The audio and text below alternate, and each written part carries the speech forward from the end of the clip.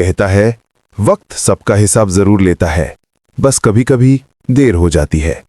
ये कहानी है अनन्या की, एक बहू, एक औरत जिसका दर्द किसी ने कभी समझा ही नहीं, और सावित्री देवी उसकी सास, एक ऐसी औरत जिनके लिए इज्जत का मतलब था कंट्रोल और प्यार का मतलब हुकूमत। अनन्या ने कभी सपना भी नहीं देखा था कि एक दिन उसके पैरों से किसी की मौत होगी, लेकिन जिंदगी ने उसे उसी मोड़ पर ला खड़ा किया जहां इंसान के अंदर का सब्र मर जाता है। अनन्या एक मिडिल क्लास लड़की थी, शांत, समझदार और जिंदगी से भरी हुई। शादी के पहले सब कुछ सपनों जैसा था, प्यारा सा लड़का, डिसेंट फैमिली और एक नई शुरुआत का ख्वाब। लेकिन शादी के बाद जो घर उसने देखा वो मंदिर नहीं, जेल था। सावित्री देवी उस घर की मालकिन हर पल कहती थीं, बहू, घर की इज्जत संभालना सीख, बाहर की दुनिया औरत को सिर्फ तोड़ती है। लेकिन असल में तोड़ तो वो हर दिन अनन्या को रही थीं। सुबह 5 बजे उठकर पूरा घर साफ करना, किचन में 4 लोगों का नाश्ता, और फिर सावित्री देवी के ताने, तेरे माँ बाप ने कुछ सिखाया नहीं क्या? हमारे घर की बहू लिपस्टिक नहीं लगाती, तेरे पैर जमीन पर मत रख, पहले परमिशन लेना सीख। अनन्या चुप थी, रोज चुप रहती थी, क्योंकि उसने सुना था घर संभालने वाले ही सही मायने में मजबूत होते हैं। लेकिन कब तक? महीने बीत गए। अनन्या का हस्बैंड रोहित ऑफिस में बिजी रहता, माँ के सामने कुछ कह नहीं पाता। हर बार जब अनन्या कुछ बोलती, सावित्री के आंसू सबको बेवकूफ बना देते। मैं तो बस इस घर की शांति चाहती हूं, लेकिन ये लड़की मुझे रोज दुख देती है। रोहित चुप रहता और उसकी खामोशी अनन्या के दिल में जहर बनकर गिरती। एक रात जब सब सो गए, अनन्या बाथरूम में खुद से बात कर रही थी। मैं बुरी नहीं हूं, मैं बस इंसान हूं, बस एक दिन सब देख लेंगे। उसकी आंखों में आंसू नहीं, बस आग थी। वो आग जो सिर्फ जुल्म से नहीं, इंसाफ के इंतजार से जलती थी। एक दिन अनन्या के माँ का लेटर आया। उसमें लिखा था, बेटा सब ठीक है ना? तू खुश है ना? वहां हम तेरी मुस्कुराहट के लिए दुआ करते हैं। अनन्या के हाथ कांप गए। उसने लेटर पर गिरते आंसुओं से लिखा, माँ मैं खुश हूं। लेकिन दिल के अंदर आवाज आई, झूठ। उसने लेटर रख दिया और खिड़की से देखा, सामने रेलवे ट्रैक था।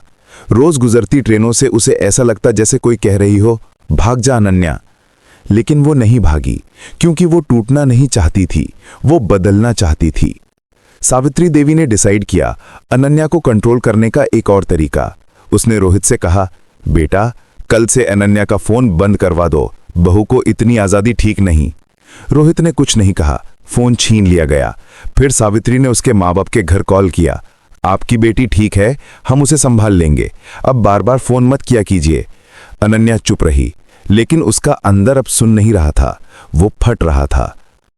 एक रात घर में झगड़ा हुआ। सावित्री ने सबके सामने अनन्या पर इल्जाम लगाया कि वो किसी और से बात करती है। अनन्या चिल्लाई, आपने मेरी जिंदगी का हर कोना बंद कर दिया, मैं सांस भी आपसे पूछ कर लूं क्या? सावित्री ने थप्पड़ मारा। पूरा घर खामोश। रोहित ने आंख झुका ली। अनन्या के दिल में कुछ टूट गया, एक बार में, पूरी तरह। उसने पहली बार सोचा, अगर इंसाफ नहीं मिल रहा तो खुद बनाना पड़ेगा। अगला दिन सावित्री देवी मंदिर जाने निकली। रोहित ऑफिस चला गया। ट्रेन स्टेशन तक उन्हें अनन्या ही छोड़ने जा रही थी। घर के अंदर से सावित्री ने कहा, बहू ज्यादा मेकअप मत लगाना, बहू के मुंह पर चमक नहीं, संस्कार अच्छे लगते हैं। अनन्या मुस्कुराई, एक अजीब सी खामोश मुस्कान। उसने कहा, आज मैं बिल्कुल संस्कारी लगूंगी मां। स्टेशन पर भीड़ थी, हवा में धूल और प्लेटफॉर्म पर एक अजीब सा सुकून। सावित्री प्लेटफॉर्म के किनारे खड़ी थीं, ट्रेन आने वाली थी। अनन्या ने उनका बैग उठाया, ट्रेन के पास जाकर रखा। फिर सावित्री ने कहा, बहू संभल के, ज्यादा समझदार मत बनना वरना दुनिया गिरा देगी। अनन्या ने धीरे से कहा, हाँ मां, दुनिया नहीं, मैं खुद गिरा दूंगी। ट्रेन की सीटी बजी, 1 सेकंड का गैप और एक झटका। सावित्री के पैर प्लेटफॉर्म के किनारे से फिसल गए, या शायद किसी ने उन्हें धक्का नहीं, एक किक दिया। सब कुछ एक पल में खत्म। आवाज सिर्फ एक, ट्रेन की रौर और लोगों की चीखें। पुलिस इंक्वायरी हुई, सबने कहा एक्सीडेंट था। रोहित रोया, अनन्या चुप थी। पुलिस ऑफिसर ने पूछा, कुछ देखा था? अनन्या ने आंखों में आंसू लेकर कहा, बस इतना देखा, मां ने बैलेंस खो दिया, केस क्लोज हो गया।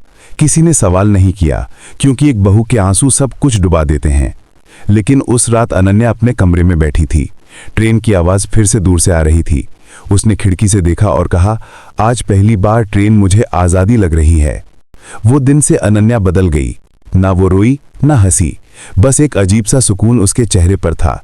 लेकिन रात में जब भी ट्रेन गुजरती, उसे लगता जैसे कोई आवाज कह रही हो, बहू मुझे क्यों धक्का दिया।